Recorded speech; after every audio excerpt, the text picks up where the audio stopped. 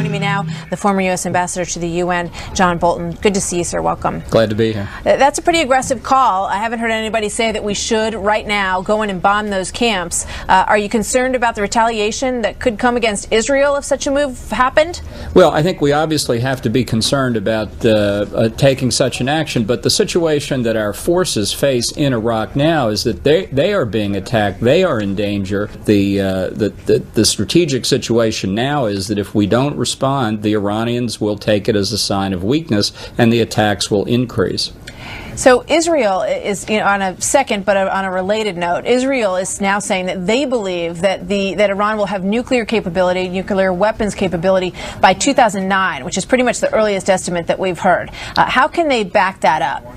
Well, they apparently have some additional information. This is information that I think the Israelis would like to bring to our attention to help change that estimate, which has already basically been rejected by our Director of National Intelligence in congressional testimony. But this could be quite important and have a major effect on how we look at not just Iran's nuclear efforts, but its efforts militarily in Iraq, as we've just been discussing. Given all that, do you think Israel would be supportive of a strike of these training camps in Iran on our part? I think they'd be delighted, because I think they have confidence the message that would be delivered thereby to the Iranians. Let's ask John Bolton, former U.S. ambassador to the UN and a Fox News contributor. So, Ambassador, you've written an op-ed today in the New York Times, and here's the headline. It's an eye-catcher.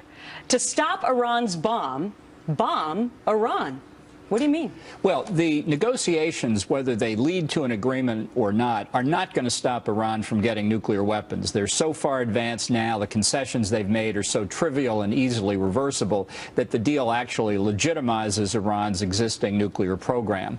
So my conclusion is not a happy one, but given that if Iran gets nuclear weapons, so will Saudi Arabia, Egypt, Turkey, and maybe others, that just as Israel twice before has struck nuclear weapons programs in the hands of hostile states, I'm afraid, given the circumstances, that's the only real option open to us now. Right now, or are you saying leading into the future? No, I would have done this 5 or 6 years ago, because the earlier you strike, the more damage you can do. Except one of two propositions. The most likely proposition is Iran gets nuclear weapons. The second proposition is we should support an Israeli strike against the Iranian program. I think that the situation inside Iran is conducive to regime change. I think it needs assistance from the outside.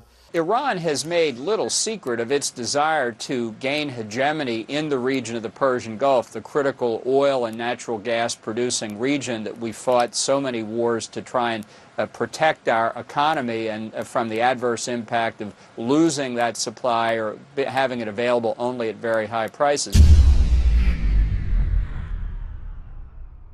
The critical oil and natural gas producing region that we fought so many wars to try and protect our economy and from the adverse impact of losing that supply or having it available only at very high prices. And if they gain the upper hand in Iraq, as they have the upper hand now in Syria and Lebanon, our friends Israel and our Arab friends in the region are going to be sorely pressed. Now, if Israel plans to attack Iran's nuclear power plant in Bushehr, it has only 3 days left to do so. Well, that's the view of a former U.S. ambassador to the United Nations. John Bolton made the statement in an interview with Fox News. Moscow says the plant poses no threat, as it will be operating for peaceful purposes under the control of the UN nuclear watchdog. If the Israelis decide to attack Iran, it doesn't matter whether there's civilian volunteers over there or the New York Yankees happen to be in Tehran. None of that's going to matter. They're going to hit Iran, and people like John Bolton, he's one of these old neocon types. They're the ones who lied about intelligence to get us into the Iraq war, and they continue to hype up intelligence, cook it. They provide false information, and we hear that Israel may be targeting other Iranian nuclear facilities in Natanz and in Qom and in Tehran itself. So the fact is that radiation would be a big problem with monsoon rains coming from the Central Asian steppes, swinging south, picking up radiation, and possibly dumping this radioactive rain on 3 other nuclear powers, Pakistan, India, and China. This could get out of hand very, very rapidly. Well, I'm not sure that we're going to be able to prove to anybody's satisfaction as a point of law that a Russian finger pushed the trigger. I don't think that's the issue. I think the issue is what this tragedy demonstrates about the nature of the Russian regime under Putin and the way Russia has conducted its business over the past 10 years.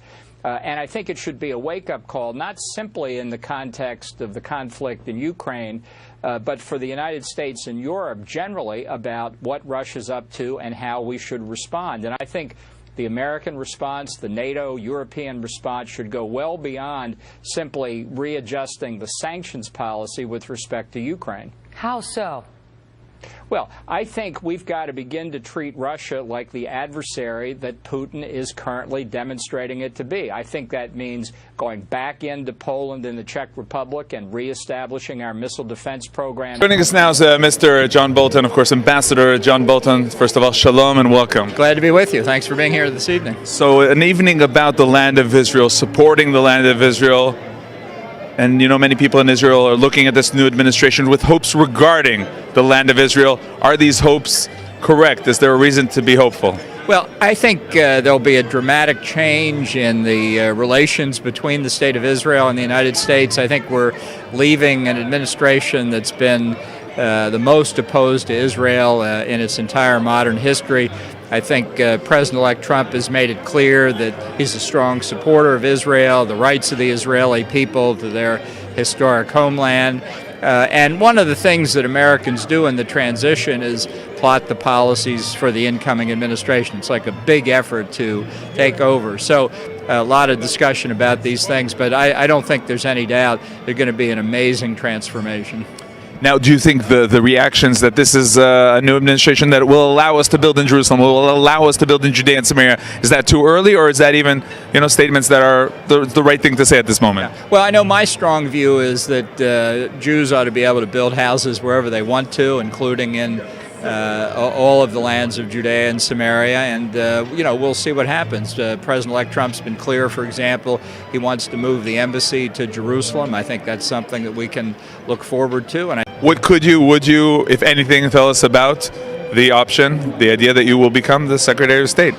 Well, I'm sort of old school on these things, so I don't talk about it. Others do, but I don't. Look, I met with the President-elect on Friday, and it was a very serious meeting. And I think he's entitled to the time he needs to make this important decision, and, you know, we'll see what happens. Well, I know who hasn't learned his lesson because it's who he is essentially, and that's John Bolton. That guy won't quit. His desire for power and to wheedle his way into every Republican administration is relentless. The neocon network helps him. Here he is, John Bolton, the man NBC reports as being, I love this phrase, actually I hate it, eyed for Deputy Secretary of State, has advocated for bombing Iran. Here he was just last year. This is Bolton. Just as Israel twice before has struck nuclear weapons programs in the hands of hostile states, I'm afraid, given the circumstances, that's the only real option open to us now. Right now, or are you saying leading into the future? No, I would have done this 5 or 6 years ago, because the earlier you strike, the more damage you can do. Oh, my God. Bolton on Fox, an unbelievable combination. That was a strong booster. Of course, he was of the Iraq invasion, still is. In 2002, Bolton peddled bad information about that country's weapons program. Quote, "We are confident," he said at the time, "that Saddam Hussein has hidden weapons of vast destruction and production facilities in Iraq." Well, last May, Bolton continued to defend the invasion. That's last month, telling the Washington Examiner, a conservative newspaper, "I still think the decision to overthrow Saddam was correct." I love the way it's so prissy, correct. He echoed that sentiment as recently as yesterday. Here we go.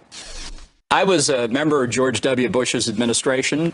He supported the Iraq War. Of course I supported the Iraq War. I've written on the subject, some people would probably say endlessly, about what the lessons are to be learned from it. I've put it out on the record. I've never hidden my views from anybody, and I absolutely don't back away from them. Senator Paul, isn't it interesting that the ones who backed the Iraq War also backed going into Libya, also backed going into Syria, and they always have one, like in a little Pez dispenser, a little candy dispenser. They always have the next war they want us to fight. There's always one they pushed about, another war comes out. They always want a new war, and Bolton's classic. Your thoughts? Will you be able to stop this guy if he gets in the door? Well, this is why learning the historical lessons are important. This isn't the Iraq War from 15 years ago or 14 years ago that we're concerned about. We're worried about whether or not he learned the lesson from that war, but he didn't. He advocated for a regime change in Libya, turned into chaos, and ISIS actually became strengthened. And I think we're more at risk now for terrorist attack from Libya than we were before the war.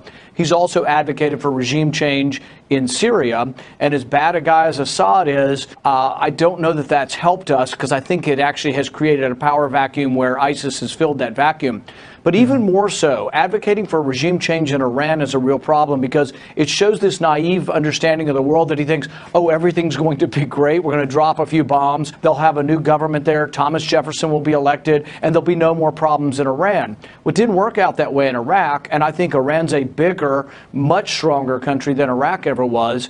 And I don't think he's learned any of the lessons of the Iraq War, and he wants to reinstitute a new war in Iran. So, no, I think this person, John Bolton, should never have any position in the State Department. I will vote no, and I hope my vote will be the deciding vote to keep him out of the State Department. Maybe we put him out on point in the next conflict. He'll change his mind. Make him go out in front. Anyway, so just as Israel twice before has struck nuclear weapons programs in the hands of hostile states, I'm afraid, given the circumstances, that's the only real option open to us now. Would have done this 5 or 6 years ago, because the earlier you strike, the more damage you can do.